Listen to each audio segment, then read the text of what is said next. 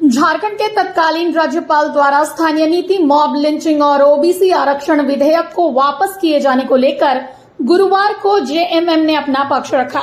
झामुमो के महासचिव सुप्रियो भट्टाचार्य ने मीडिया को संबोधित करते हुए कहा कि भारत के संविधान के अनुच्छेद 200 एवं झारखंड विधानसभा की प्रक्रिया तथा कार्य संचालन के नियम 98(1) के तहत जो भी विधेयक विधानसभा से पारित होता है वो विधेयक विधानसभा की प्रॉपर्टी होती है। मीडिया के समक्ष देखिए सुप्रियो भट्टाचार्य ने और क्या कहा। जोहार। आपसे मालूम ही है कि झारखंड विधानसभा का मॉनसून सत्र शुरू हुआ। विधानसभा जन आकांक्षाओं की पूर्ति के लिए एक ऐसा पंचायत है जिसकी सर्वोच्चता इस राज्य के शासन व्यवस्था पर सबसे ज्यादा है। जो विधायी कार्य वहां पर होते हैं उसका अनुपालन राज्य की सरकार के द्वारा अर्थात कार्यपालिका द्वारा होता है। हम सबको मालूम है कि झारखंड विधानसभा की प्रक्रिया तथा कार्य संचालन के नियम 98(1) के तहत जो भी विधेयक विधानसभा से पारित होता है वो विधेयक विधानसभा का प्रॉपर्टी होता है और वो राज्यपाल के अनुशंसा के लिए, राज्यपाल के सहमति के लिए विधानसभा सचिवालय द्वारा भेजा जाता है। और ये हमारे राज्य के लिए क्या, ये पूरे देश के लिए जो भारत का संविधान है उसका अनुच्छेद 200 ये साफ कहता है कि जो विधायी कार्य होंगे उसकी जो अनुमति है, उसकी जो सहमति है वो राष्ट्रपति या गवर्नर, जहां पर स्टेट है वहां गवर्नर के द्वारा ली जाती है। और गवर्नर के द्वारा 4 स्थितियों में गवर्नर काम करते हैं। पहला, या तो वो विधेयक को अपनी सहमति प्रदान कर देते हैं या उनको कुछ यदि त्रुटियां लगती है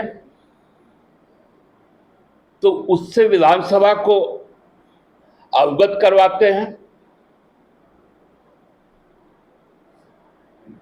या विधेयक पर विचार करने के लिए विशेषज्ञों की राय ले सकते हैं, या फिर अंतिम निर्णय के लिए राष्ट्रपति भवन तक भेज सकते हैं, राष्ट्रपति के कार्यालय तक भेज सकते हैं। ये 4 फंक्शंस हैं। आपको याद होगा कि इसके पहले भी यह परंपरा रही है कि जो भी विधेयक यदि गवर्नर के द्वारा यदि स्वीकृति में कहीं कोई दिक्कतें आ रही थी, माननीय राज्यपाल का एक संदेश भेजते हैं। ये संदेश अभी की जो राष्ट्रपति है द्रौपदी मुर्मू जी, हमारे यहाँ पर राज्यपाल थी। CNTSPT एक्ट पर जब संशोधन हुआ तो उन्होंने मैसेज भेजा कि क्यों इस विधेयक को वो लौटा रही है। ये देखिए उसका मैसेज है। अभी की राष्ट्रपति है, यहाँ की राज्यपाल 6 साल तक रही। साफ तौर पे लिखा हुआ है message under article 200 of the constitution of India in the matter of proposed amendments in Chotanagpur tenancy act 1908। Draupadi Murmu का नाम है, लेटर हेड है।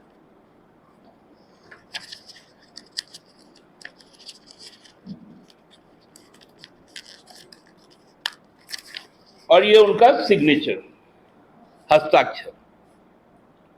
लेकिन विगत जो राज्यपाल थे, जब राज्य सरकार ने विधानसभा से स्थानीय व्यक्ति को झारखंड परिभाषा और ऐसे स्थानीय व्यक्ति को परिणामी सामाजिक, सांस्कृतिक और अन्य लाभ प्रदान करने के लिए विधेयक 2022,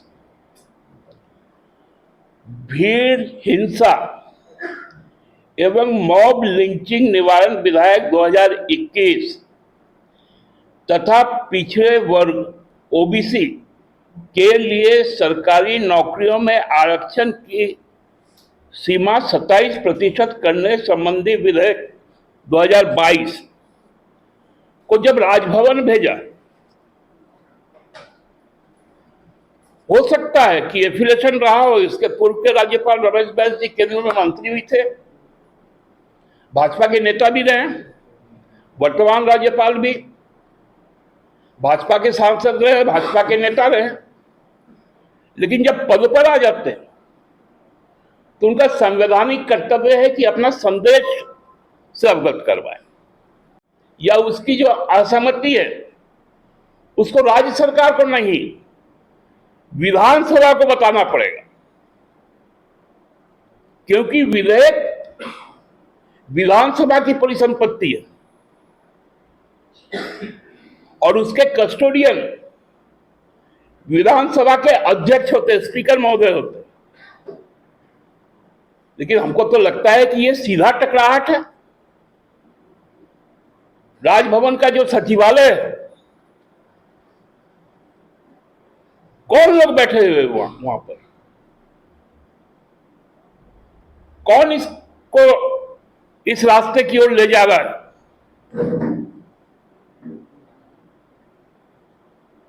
मॉब लिंचिंग पर जब हमारी बातें आती है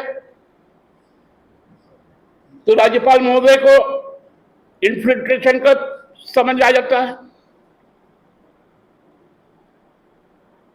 हम जब खतियान आधारित स्थानीय नीति ओबीसी आरक्षण की बात करते तो इनके पेट में दर्द हो जाता है।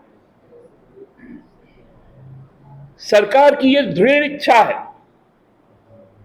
कि जनता की जो आकांक्षा है उसको इस मानसून सत्र में फिर से प्रस्तुत करें।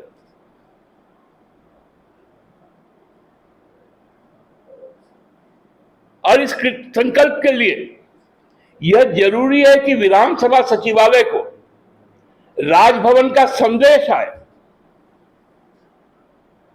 नहीं तो सीधा तौर पे यह हम समझेंगे कि भारतीय जनता पार्टी के इशारे पर ये जो 3 महत्वपूर्ण विधेयक है, इसको जानबूझकर इस पर रोड़ा अटकाने का काम राजभवन कर रहा है और राजभवन में बैठे व्यक्तिगण कर रहे हैं। ये संविधान से ऊपर हो गए क्या? अभी की राष्ट्रपति तत्कालीन गवर्नर को यह परंपरा यदि याद है तो इनको क्यों नहीं होगा? जिला टोलों में घूमने का आप काम कर रहे हैं, को भुला रहे हैं। यह सीधा सीधी हम लोगों का आरोप नहीं, यह सत्यता है।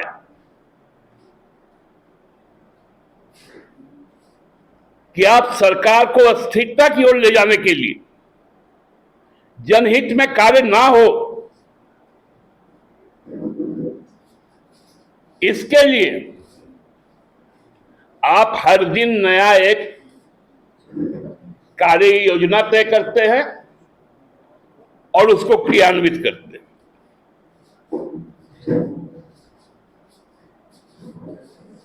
हम लोगों को भूलना नहीं चाहिए, हम लोगों ने बड़ी से बड़ी ताकतों के साथ टकराने का काम किया और ये इतिहास आज का नहीं है। 1855 से संथाल हुल से रहा है।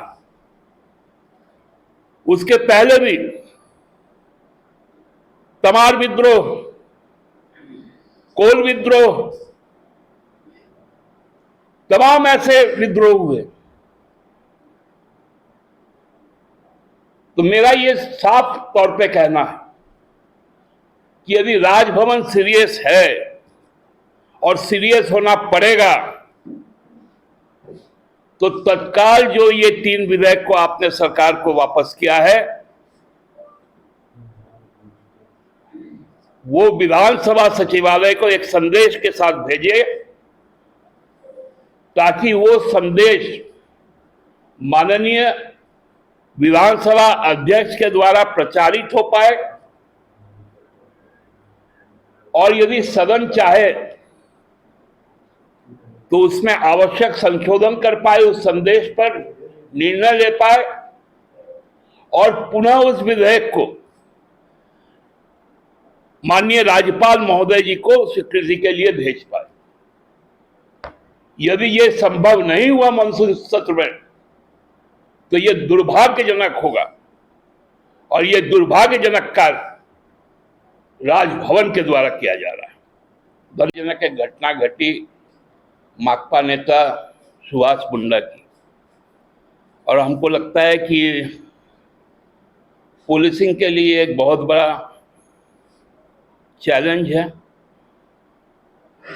और माननीय मुख्यमंत्री जी ने आप लोगों के भी संज्ञान में होगा, जब लॉ एंड ऑर्डर पर समीक्षा हो रही थी उन्होंने राज्य पुलिस को ये निर्देश दिया था कि आपको पूरा खुला छूट है, किसी भी दबाव में ना आए।